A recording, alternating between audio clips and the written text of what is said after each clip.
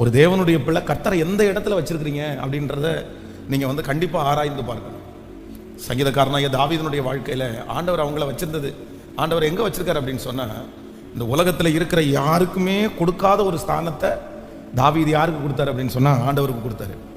நான் அந்த இடத்துல ஆண்டவரை வச்சிருக்கேன். யோசேப்பை குறித்து வேதம் சொல்லுது, இவ்வளோ பெரிய பொல்லாப்ப நான் எப்படி செய்வேன், நான் ஏன் செய்ய மாட்டேன் அப்படின்னு சொன்னா, எனக்கு செய்யறதுக்கு வந்து நான் இப்படி செஞ்சேன்னா யாரும் என்ன கேட்க போறது இல்லை, யாரும் இந்த வீட்டில் இல்லை.